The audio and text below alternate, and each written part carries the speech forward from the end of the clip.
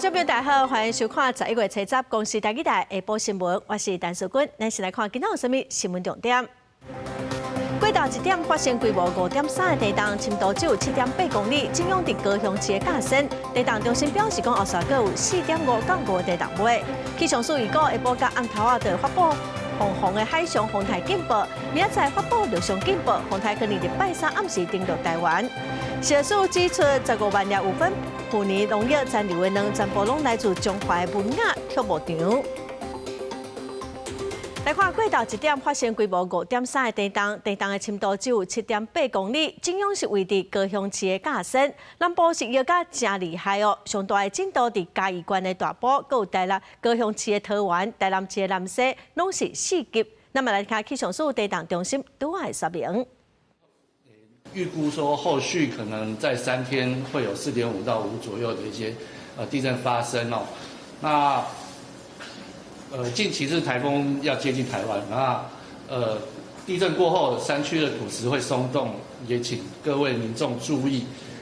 如果在台风期间，近期在台风期间往山区活动的时候，要特别注意自身的安全。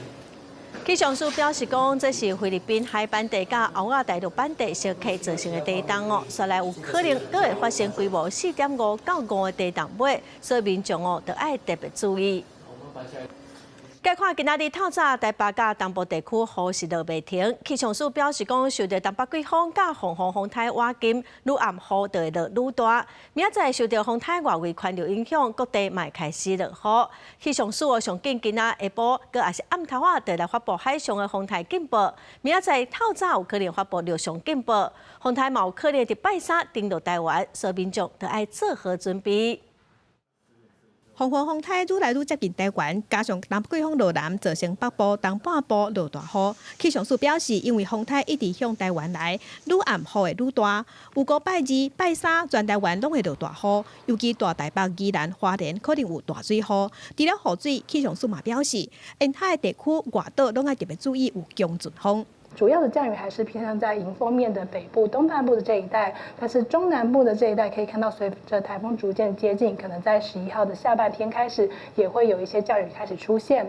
而到了12号周3的这一段时间呢，比较明显降雨的热区偏向在中南部还有花东的这一带，有可能会发生局部的大雨或是豪雨的情形。气象署指出，目前红风是一个中度风台，位置伫南海，伫行向北边的过程中，受东北季风影响，强度会减弱，变作轻度风台。气象署上紧伫拜1下晡到暗时就会发布海上风台警报，拜2透早会发布陆上风台警报，风台会伫拜3登陆台湾，伫拜4离开。台风逐渐接近到台湾的西南方海域，并且有机会在周3、周4这段期间通过台湾陆地上空。那届时呢，这段期间其实不是很支持台风它的发展，再加上台湾的地形的影响之下，台风的强度有比较明显减弱的趋势，所以在接近我们以及在通过的这段期间，可能维持在轻度台风的程度，也不排除到时候的强度会再进一步的减弱。气象署嘛提醒民众，这礼拜爱避免去山边也有海边啊，因为落雨落真侪天，爱细致山区有可能发生水崩山，提醒民众爱提高警觉，注意风台资讯。记者陈心彤、王世光台北报道。红风台要来了，林宝署花莲分署伫早起7点，嘛针对马太安溪崩山湖发布红色警戒，公河乡嘛影响到红林镇哦开始撤离。花莲县政府嘛紧急宣布，公河乡今仔停止上班上课。北部明仔载敢有可能会放风台假咧？市长蒋万安是表示讲会密切来注意。阵阵的海涌冲到岸边，受风台外围环流甲东北季风影响，台东沿岸已经出现差不多5公尺的长影，甚至超过爆发。避南溪也受风力影响，溪部靠风背山。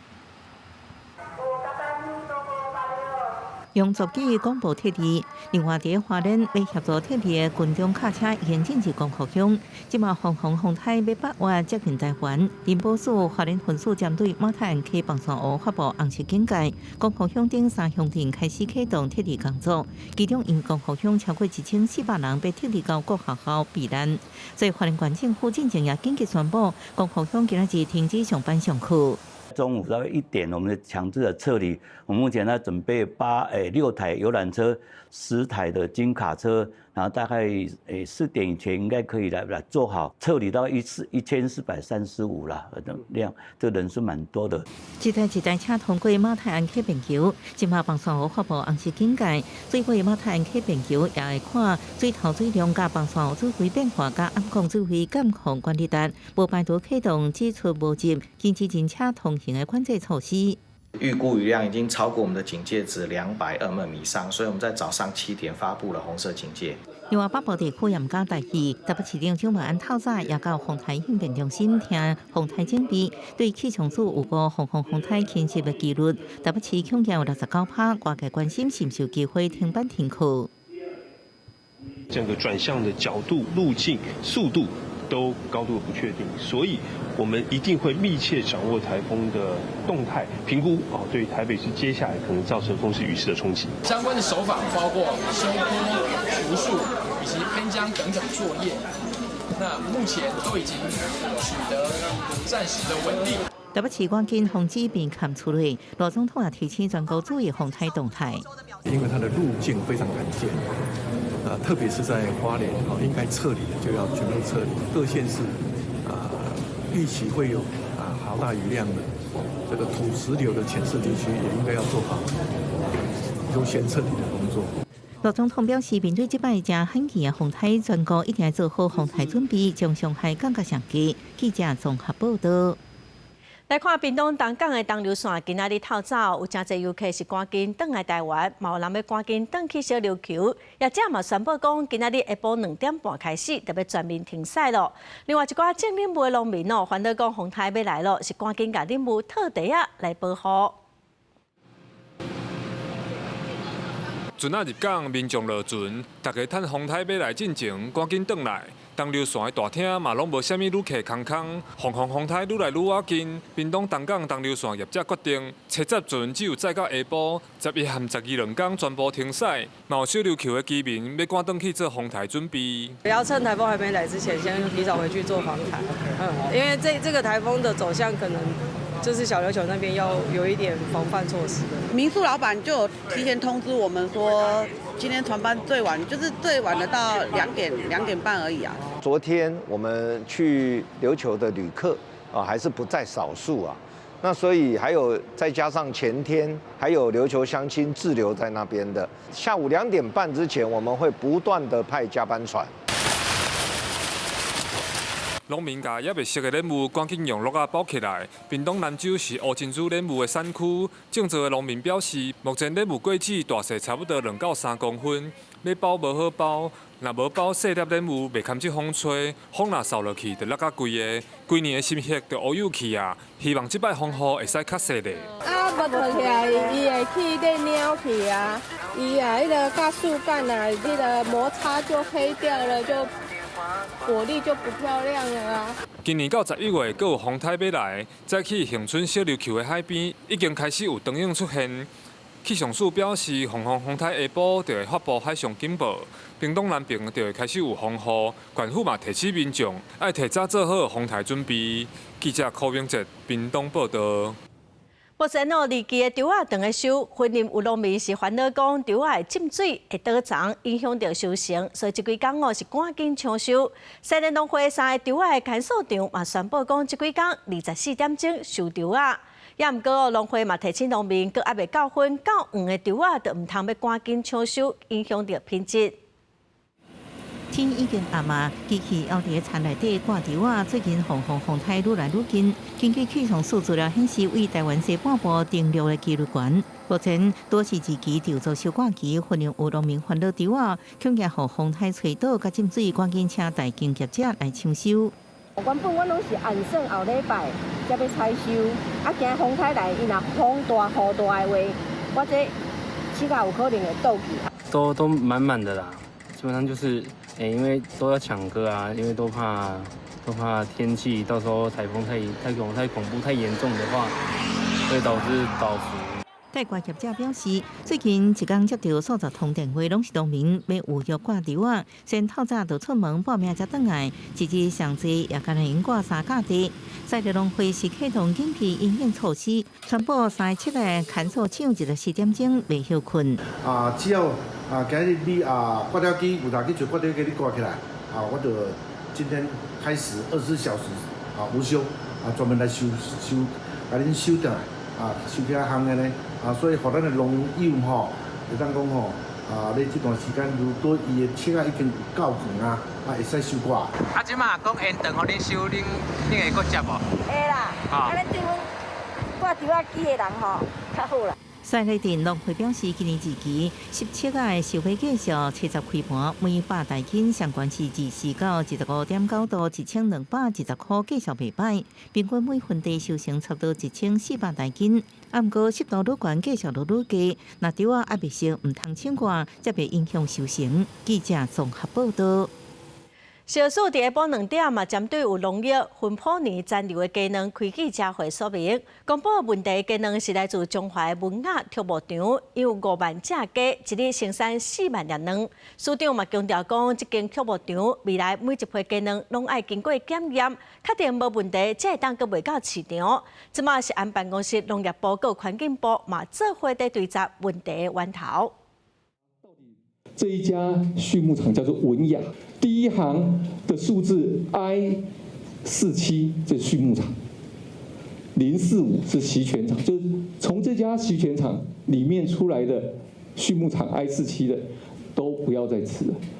第二行的数字是不是有251023、10月23、10月27、10月30，还有11月3号的，通通都别吃了。如果是很短时间的吃了之后会急性中毒的60公斤的要吃100颗蛋。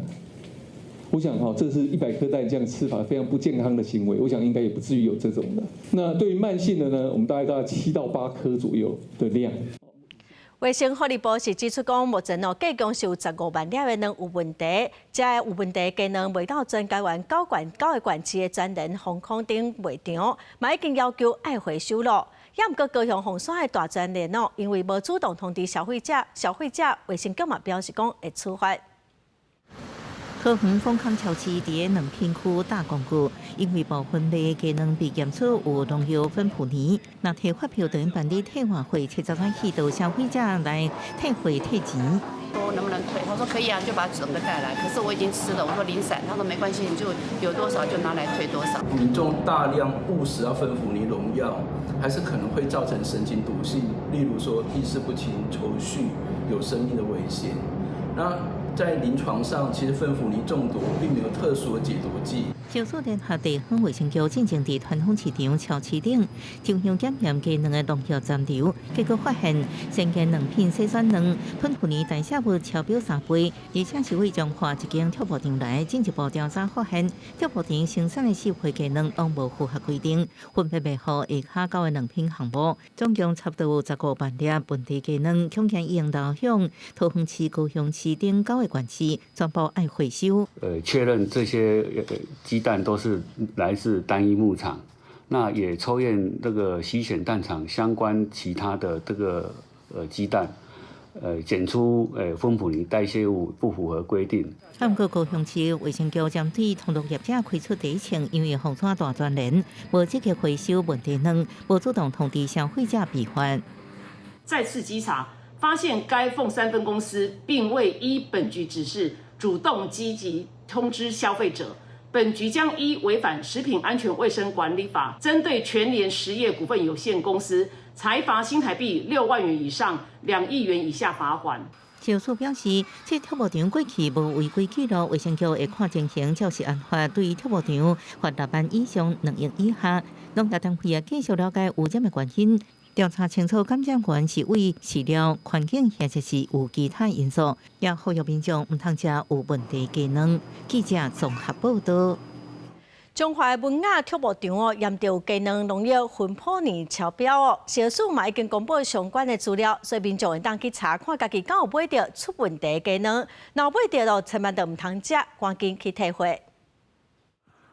非洲地震金门禁台措施拄放零，当鸡卵线也发生食安的危机。11月初8，中华一间鸡寮生产的鸡卵，去互中华卫生局验出有砂糖质混普尼的成分超标，这是一种致癌的成分。大约15万粒的鸡卵流对桃园、新竹和台中等9个县市的全联和饭空等等的通路，各县市当地进行回收的作业。中华县动物防疫所表示，在源头鸡寮内开闸时，并无发现相关的农药。不过，因为四周拢是田，敢是受到环境污染，要进一步调查。那这个畜牧场周边还是有一些稻田啊，那至于说是不是哪一个原因，还是需要在相关的单位一起到现场去了解哈，那进一步去稽查一些。那这段时间它是不是有用过，或者是说有使用到哪一些东西？那这些东西是不是有可能遭到污染？那这些都要进一步的去调查、去理清。太热，像我们默契里面的话，抓那个鸡，它都有那个里面的寄生虫，它都跑出来。喷下去它会饲料一定会那个飘到饲料里会一直吃到。残留。针对有问题的鸡卵，卫福部已经有公布资讯，民众通检查这鸡卵顶头喷印的字来看。其中验出问题的跳舞场含洗选场的编号是 I47045，然后嘛通检查一期，若是发现厝内鸡卵的塑原码有符合，卫福部是建议消费者停止使用，也通提发票去甲店家退回。这个农场不论批次啊，目前当然它还在农场里面的蛋已经是禁止上市了啊。那么已经在市面上的不论批次，全面性的预防性下架，然后呢再去逐批的化验。卫福部长表示，目前检验也未完全结束，所以针对源头的鸡寮生产的卵是拢先有风险回收。卫福部表示，若是食品残留农药，也是动物用药含量超过安全量，违反规定，通以食安法来开罚6万以上2亿以下。另外，针对目前详细检验资料，还有流程等等，卫福部表示会伫咧下晡2点召开记者会来说明。记者综合报道。破发现金1万块，今仔开始全面开放登记。有立委嘛表示讲，若即几天放风抬价，你甲日销敢会有受到影响？财经公司的董事长林国良是表示讲，原则上是未受到影响，也毋过有一寡小型的金融机构的作业可能会较慢一寡。破发现金1万，七早起全面开放登记。立法院财委会考察破发现金业务，问到若红台放风抬价，敢是会影响入销？原则上是领得到，看有的银行它比较小的话，它的作业它有它的排程。到七早起11点，已经登记人数突破490万人。财政部提醒，若登记数字口座甲身份资料无符合，口座无存在风结清、停用，还是口座风特费警示号，拢有可能造成执照失败。到时阵会当重新登记，还是改用其他方式来领。在11月12号，可能会有一小部分的民众呢，因为金融账户的资料有问题，而没有办法顺利成功。那数位发展部呢，也会跟这几个部会呢，在合作，在11月底呢，办理第2次直接入账的作业。17会开放 ATM 领现金，到时阵倒一寡 ATM 会当领。全台有16间指定金融机构，民众会当透过大有破发现金识别大纸的 ATM 领现金1万。可以办理 ATM 领现的机台总共有28036台，那已达全体 ATM 总数的84.34%。讲要将破发1万放大100倍，只要家己就甲你讲答案。刑事局已经搜集数十条以破发现金做空头，其实是假投资诈骗的网络工具，用1万放大的方式，用手机变现金，专门拢会当领定来骗民众点击。他的诈骗手法还是以假冒公务员、钓鱼简讯，那还有这个骗取提款卡或个资的部分。根据财金公司预估，12头一批入销的会超过900万笔。12月24是开放邮局领现金，民众爱记得准备好发放对象的健保卡、甲本人也是代领人的身份证明文件。公司新闻采访报道。卫生福利部提悬不应检气管癌婴的补助3.0个方案，11月开始头一届申请，太太还未满39岁，头一届的疗程上侪适当补助15万，45岁以下上侪适当补助13万。万丰的关小姐37岁结婚了，想要有囡仔，7半年无成功，就找找专业医疗。毋过伫进行第1摆子宫咽癌意外失败，期间佫接受3个月免疫治疗，最后努力得要1年成功有囡仔。省政府补助方案之下第25000个婴仔，即马9个月囡仔是真健康。那这就是我们的结果，那就谢谢政府的补助呢，也谢谢大家的时间。对。未使翁某求助过程耗费时间甲金钱为严重负担，为服务推出补助3.0方案。申请时阵用太太年龄为准，伫第8疗程补助，阿未39岁上悬15万，比2.0方案提悬5万；39岁甲阿未45岁为10万提悬到13万。另外，第2、第3摆疗程也分别提悬到10万甲8万。有时候在第1次的疗程可能未必会成功，所以我们也针对在每一胎的这个第2次跟第3次的申请，我们也加高这个补助的这个金额。消除化已经正做个案问题，佫造成劳动人口继续减少。比2015年15到64岁劳动人口上悬有1700万人左右，不过2014年已经减少8万人，那照这出世未来佫较严重。到2070年的时候，我们的工作人口15岁到64岁还会再下降900万，好，所以这个是台湾最严重的问题。卫福部希望提悬补助，予生囡仔意愿的翁某用较早规划，佮安心接受治疗，佮呼吁包含女性25到35岁黄金生囡仔期间，愈早用提悬成功率，甲确保母婴的健康。记者综合报道。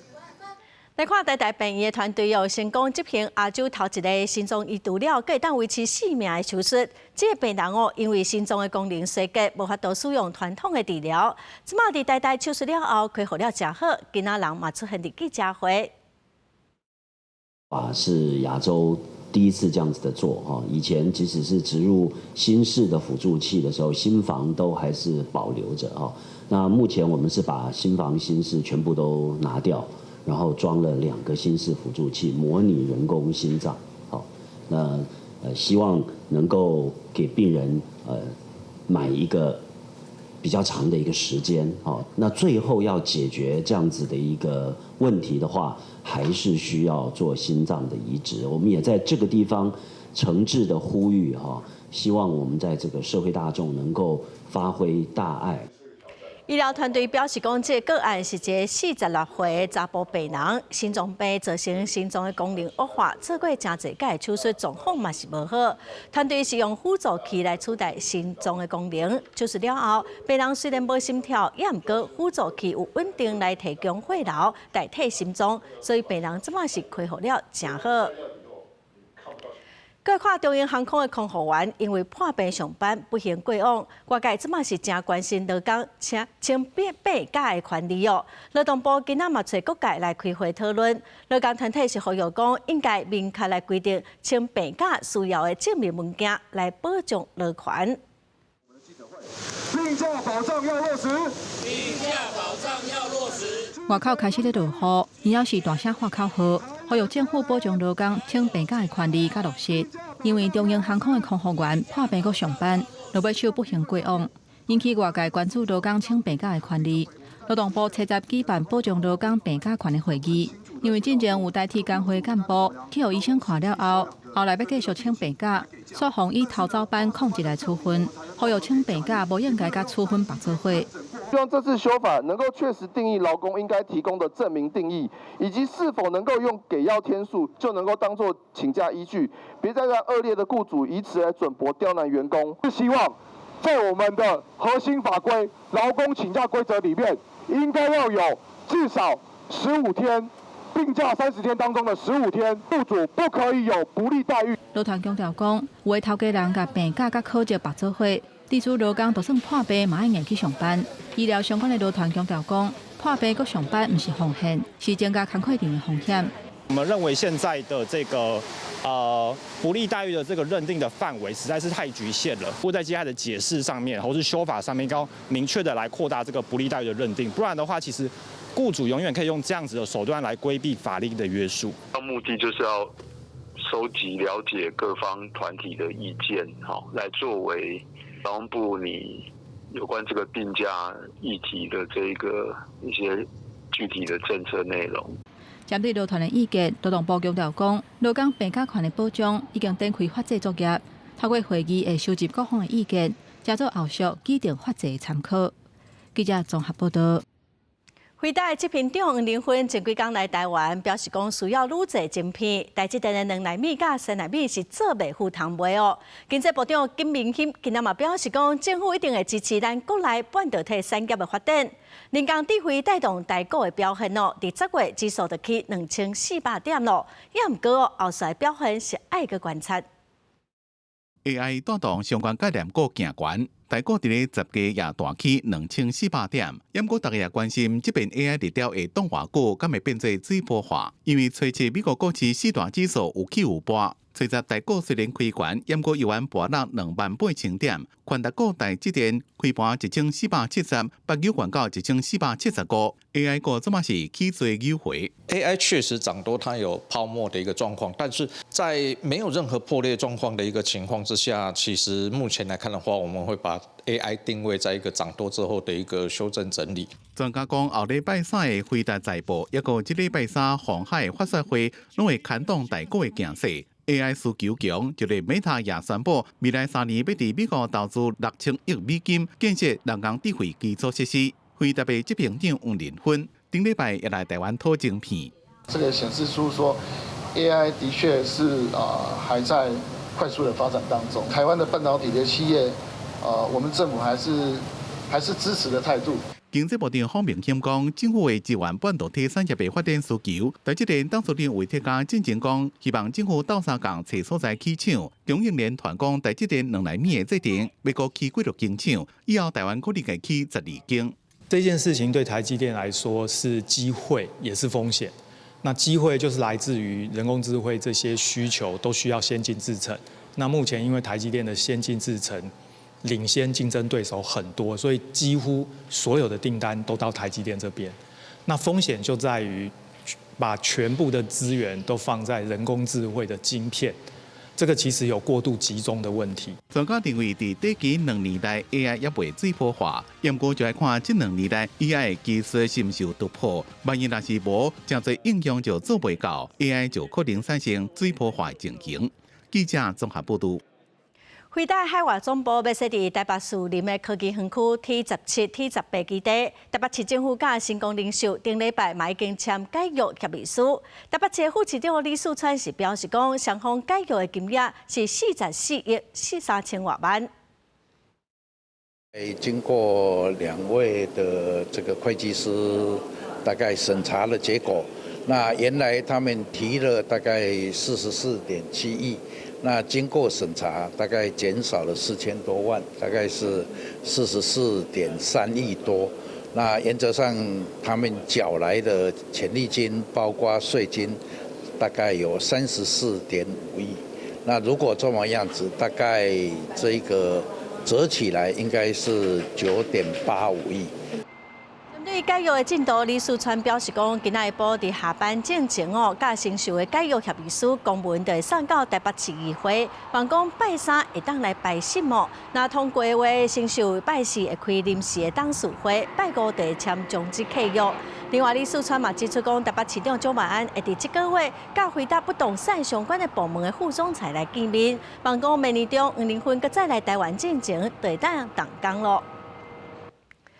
再来看新竹渔港的渔产直销中心的工程，本地今年的10月特别启用。市政府嘛通知番仔讲10月初就准备当刷起新的大楼，也毋过到今是阁还未完工。这番仔这段时间拢无通做生意，是要靠无目屎。原底应该是闹热滚滚的鱼市场，即马煞变做这款模样。新竹南寮渔港渔产中心因为使用超过25年。市府伫隔壁起新的，结果5冬时间过去，原底讲摊商10月会当刷起新大楼，即马新的刷也袂好，规个已经互人拆掉，造成摊商这段时间无在调做生意。拢总300-400户安尼要食饭啦，对你来讲后迄边起好，咱才刷过啊，落刷过爱时间，吼1-2个月，咱拢无要紧，一定爱做。吼啊，你即摆才甲咱拆掉，啊，咱要去倒位？造成这个摊商无法做生意的空窗期长达3个月，摊商只能够靠打零工来勉强过活。我想这个市府责无旁贷啊！到底为什么不能够等新的盖完再把旧的拆掉？要让摊商没有办法生意做。市府指出，工程目前已经进入验收阶段，包括消防以及机电系统。第三中心未来主要是开放民众使用的所在，所以安全是上重要的代志。明年1月会当启用。那直销中心作为公开使用的民生场域，安全优先是市府最高的原则。目前工程主体已完成验收，并进入最后的整备阶段。那有关租金的部分，市府和渔会也已经达成了共识，将在正式启用后才会收取。议员讲，其实年初市府就讲过，今年6月会完工，工程刷直前，完工时间变来变去，即马佫有新的讲法。虽然市府这3个月未收租金，毋过摊商员工这3个月损失，毋知要找啥人赔。记者杜君豪新竹报道。国道3号高速公路南投服务区的停车场，伫车北半暝有真侪跑车来遮驾车，一暗就开出28件的超速无合安全带的罚单。警方嘛强调讲，未来会搁来加强巡逻。前2天休困时啊，深夜南投服务区停车场煞也真闹热，毋但有进口车、跑车排几排，要大批车友聚集，甲大庭看闹热的民众。国道警察车北一暗就开出28张罚单，超速20件，无合安全带28件。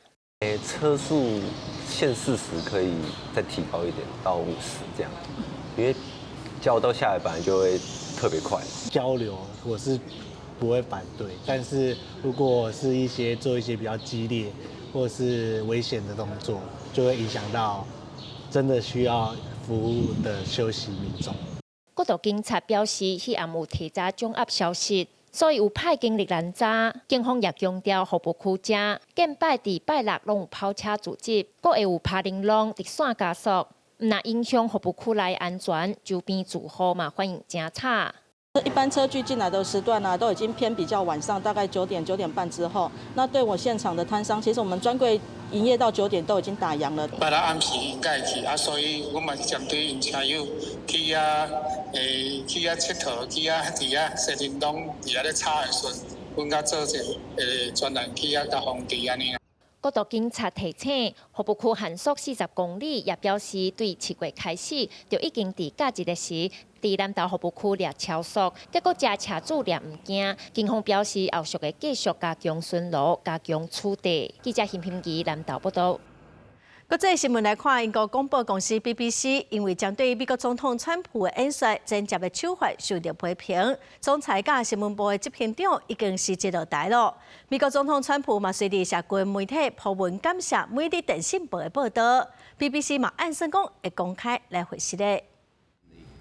英国广播公司 BBC 总裁戴维甲新闻部执行长图内斯辞职落台，因为因的叙述纪录片电视节目讲角剧，方发现将2段川普演说内容剪辑连接，看起来就像伊对2021年1月7日国会3种不同进行煽动。规个事件来自每日电讯报广播 BBC 编辑标准委员会外部顾问普雷斯考特提供的一份档案报告，针对伫以色列甲巴勒斯坦伊斯兰主义运动组织哈马斯战争，看新北基地甲川普演说等新闻的处理有过失。But the BBC was slow to respond to the latest allegations, and I think they were flat-footed for 3 or 4 days when the story broke about the Michael Prescott dossier.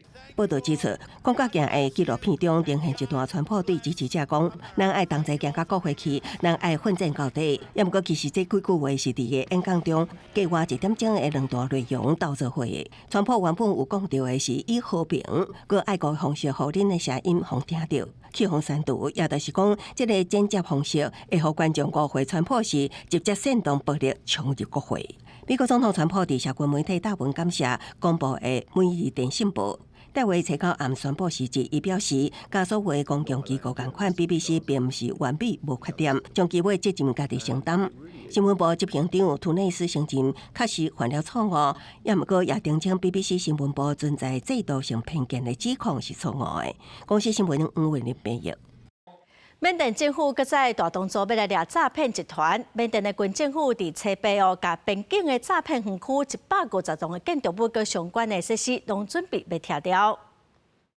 受到政府吞台缅甸边境地区政府管辖正定，所以真侪诈骗集团的集中地。一寡骗子用感情加商业诈骗，伫网络顶锁定迄寡无界心的用户，每年诈骗金额几落百亿美金。真侪诈骗集团的人只好犯罪集团袂来遮，因过后一寡是家己自愿来。这寡园区内面一般拢有设备正豪华，互犯罪主嫌犯加诈骗趁加800的员工使用。顶个月，缅甸军方宣布，因突击名声正歹的诈骗中心KK园区，查到2000多的诈骗犯，因过有1500人走去泰国。根据国营媒体缅甸环球新光报报道，才有148栋建筑物，内面有宿舍。还有一栋4层楼的便宜，加一栋2层楼的卡拉 OK 娱乐设施。即马已经甲101栋的建筑物拆掉，剩下47栋正伫咧拆。国际媒体无法度随查证即款内容，因过自从缅甸军方开始突击加打，缅甸加泰国境内民众不时拢会听到爆炸的声音。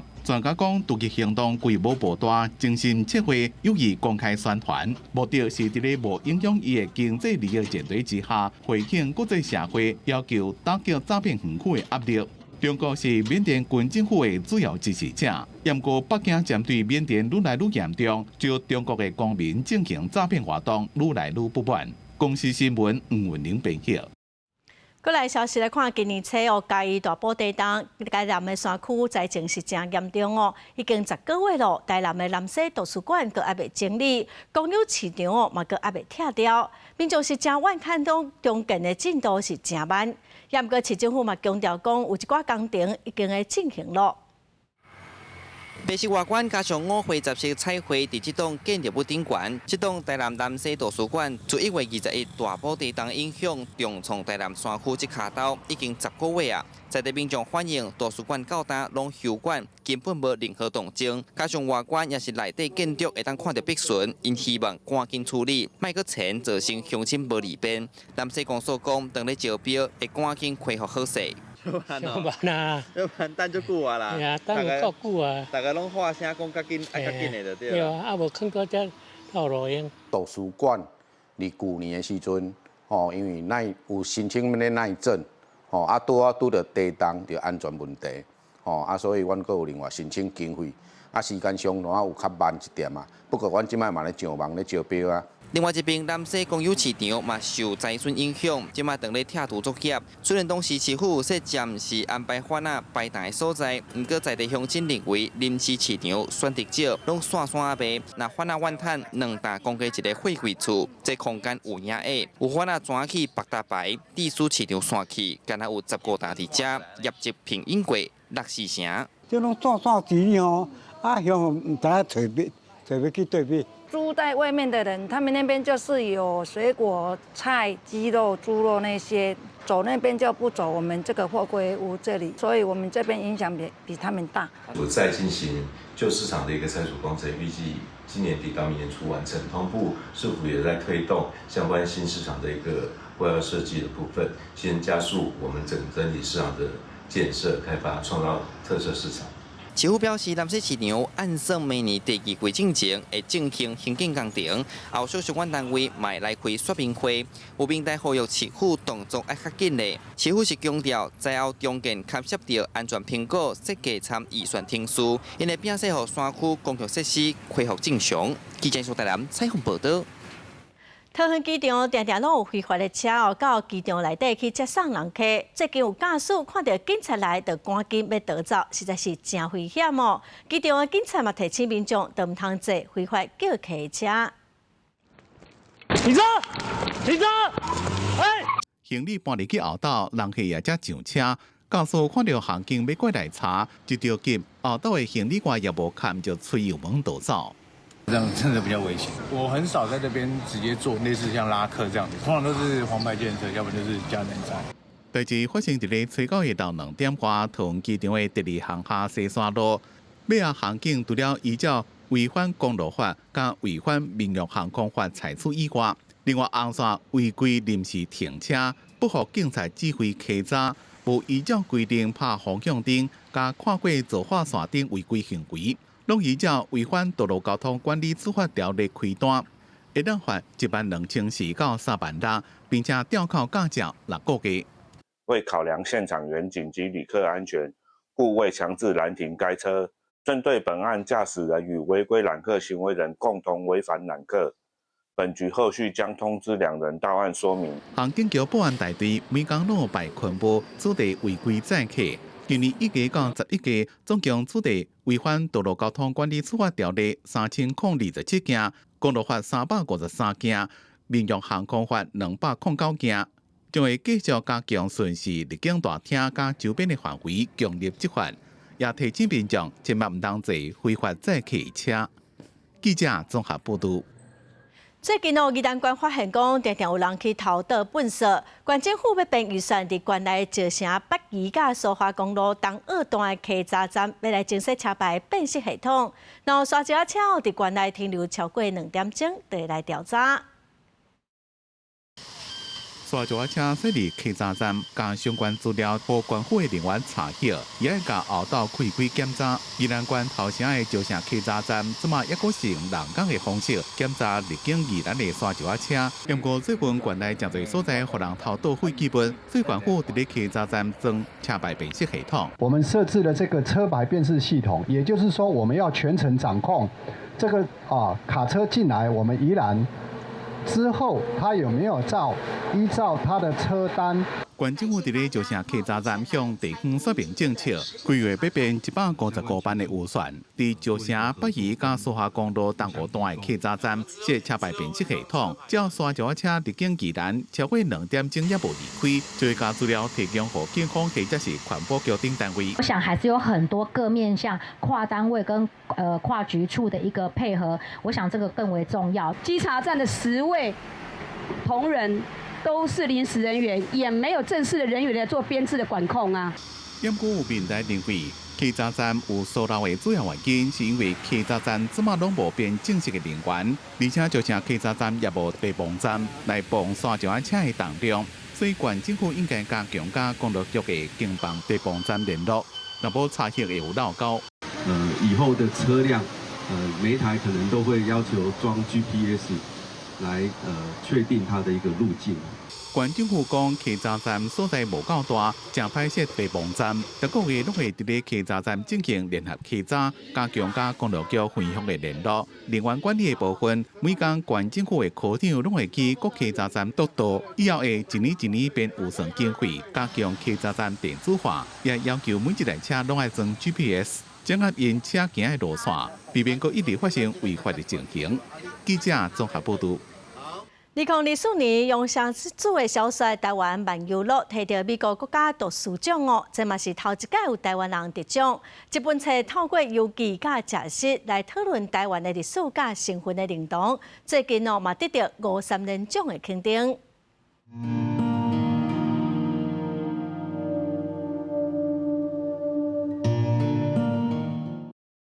我书写是为了回答台湾人究竟是什么人，而我持续的书写过去，是想要迎向更好的未来。杨尚祖的小说《台湾漫游录》，在2024年得到美国国家图书奖甲日本翻译大奖，各当上无翻译做13个国家语言，也拍开台湾文学的国际知名度。小说写两位女主角由台湾食好食美的过程，书写失明者比失明者之间性别和身份等等的议题。杨尚祖讲会对假释来讨论什么是台湾人，就那像问讲什么是台湾历史，10个人10种答案。伊认为上要紧的是咱互相有共识，要伫台湾共同生活落去。我认为台湾人并不是基于血缘，不是基于语言，不是基于信仰，不是基于先来后到。重点是什么呢？重点是认同，在各种不同的族群，可能彼此有摩擦、有冲突，但是有协商，有讨论、有沟通，而我们找到答案。杨尚祖的本名是杨玉珠，甲已经过身的双生小妹杨玉辉，同齐用杨尚祖的笔名。杨尚祖讲用历史结合女性正义来书写历史结合文学，伊也积极参与公民运动，笔杆接力。杨尚祖讲，过去掠准家己是外省人，后来发现家族伫台湾尚无有100年。嘛因为受到野草唔合温日头火运动的影响，意识到中国和台湾的无同，才可以转向坚定台湾认同。杨尚祖指出，台湾文学史的发展定甲政治局势有关系。伊认为文学除了社会关怀，也通对国际交流做出贡献，增加外国对台湾的好感。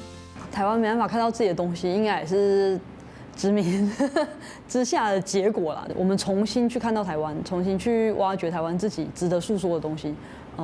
甚至我会说，艺术家或文学作家，我们在做同一件事，就是我们是提炼出美的那个人，就是我们有提炼出美的技术，我们必须把美提炼出来，去向其他没有这个能力的人示范说，我们如何可能美。杨尚祖唔但文学贡献，嘛深化社会对台湾历史甲身份认同的探讨，也可以受到53年奖的肯定。针对未来的创作，杨尚祖表示，咱的历史总是较欠缺女性的形影甲角度，伊讲会继续透过小说的创作，甲台湾的女性表现出来。记者卢尚祖、林晓凯给人报道。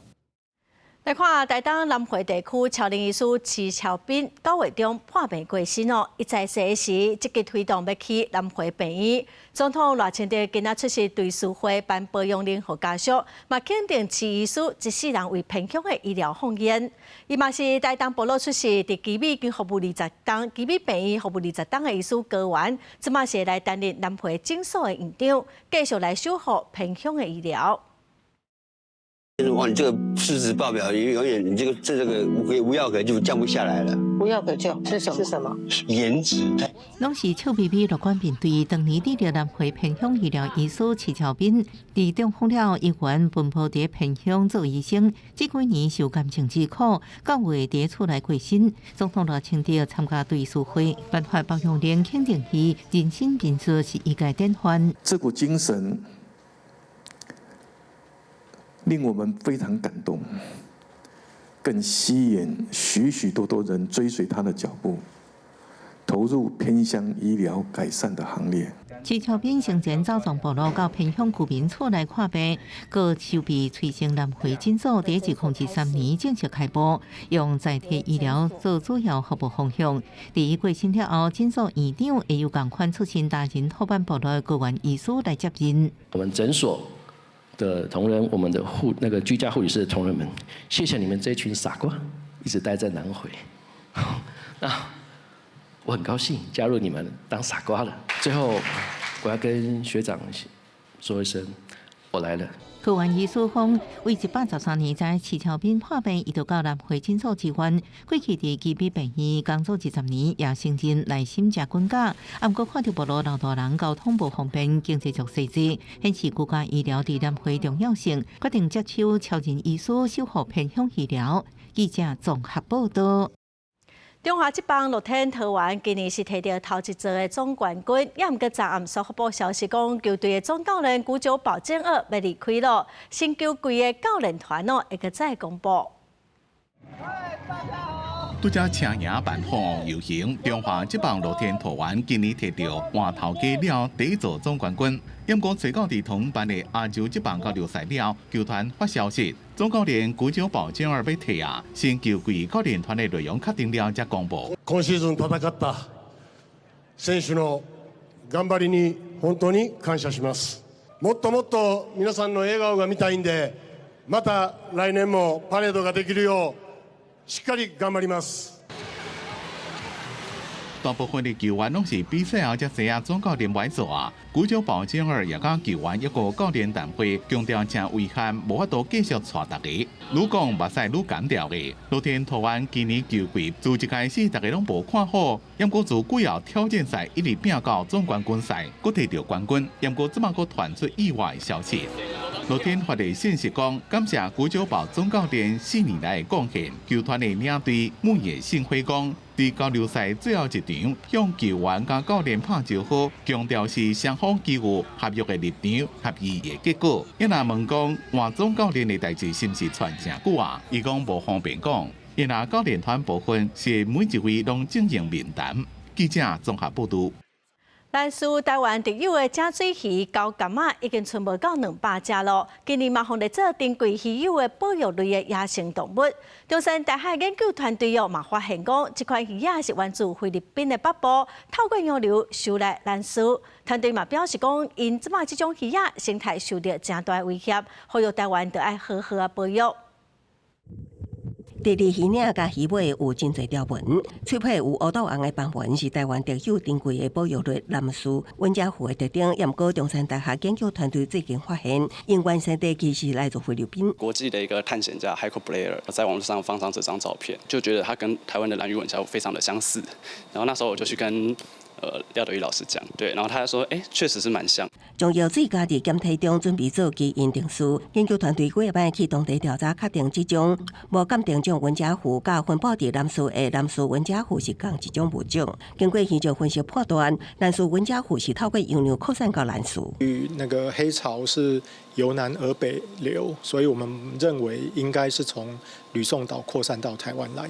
南树文家湖伫菲律宾主要分布伫吕宋岛北部溪流，虽然数量袂少，不过因为会当食，加上四口贵，真侪商业草茶，生态无啥乐观。水质能见度都是非常差的，非常的浑浊。对，然后再加上当地正在新建一些水利大坝，还有一些发电厂。在兰屿吻虾湖的保育，其实实际上都还值得再持续进行下去，因为它毕竟在台湾分布的数量本来就非常的少。南树文家湖伫南树因为溪流、阿摩土质数量也只存无到200尾。研究团队认为，台湾爱继续保育，佮改善生态地环境。若无物种无法度生态，会是台湾生态无法度计量的损失。公视新闻采访报道。下半部天气，咱来看各县市详细资料。